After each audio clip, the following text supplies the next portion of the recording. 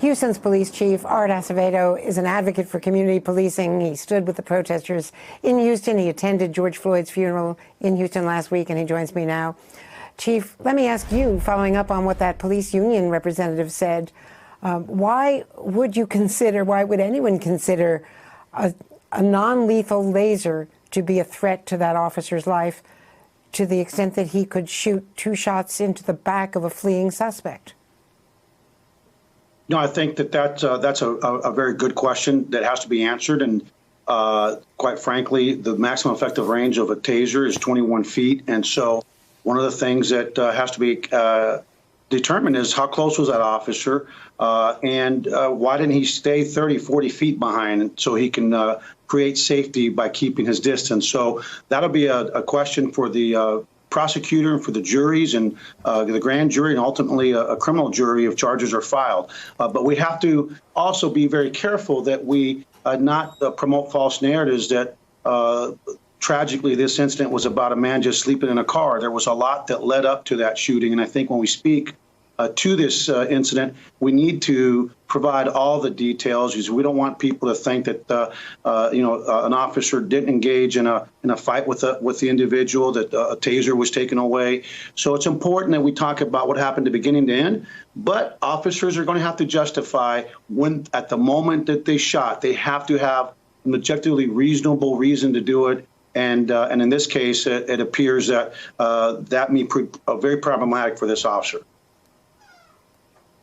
Chief, I take your point, and we did point out at the beginning of our program that they were wrestling for quite some time. In fact, I think it was more than 42 minutes. He did resist arrest, clearly. That took place. I've heard it said over the weekend that the officer, in his mind, it became a man-to-man thing and that officers get angry that they didn't want to see him flee. But that said, at one point you can hear him saying, "Let me walk home." You know, once he had, they say, failed the sobriety test, he couldn't be permitted to drive home. What could be so terrible about an unarmed man getting away even from the police officer? When they had his driver's license, they knew where he lived, he could be arrested later. What people are asking, who are outraged by this, is what is the life of any individual, what is the life of a black person worth to let him escape if necessary rather than killing him? You know, and I think those are really valid critiques, valid points. We have to rewire some of our officers in terms of we cannot be like a dog chasing the rabbit in the cartoons when we were growing up with Bugs Bunny. We have got to think before we act.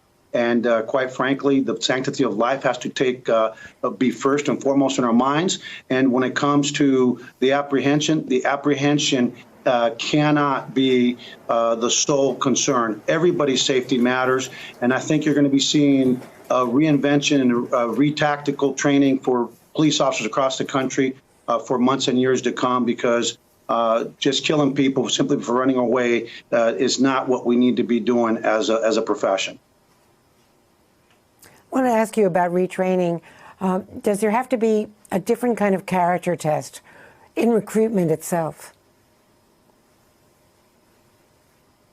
Well, I think that's something a lot of social scientists are talking about. Are the tools that we're using in terms of psychological assessment, are they what we need them to be? Should we develop other tools? And then the other conversation we need to have is, you know, there's a lot of talk about post-traumatic stress syndrome or injury, if you will. How often are we actually retesting officers, not just to be punitive, but to actually be able to intervene and help officers before whatever they have in their mind turns into bad decision making and the killing of an individual without justification. So we really have to rethink our robust psychological testing, not just for the entry, but also throughout someone's career outside of the fitness for duty, because fitness for duty, quite frankly, happens after behavior is already manifesting itself. So we all have to get together and we have to do better. But I'm convinced that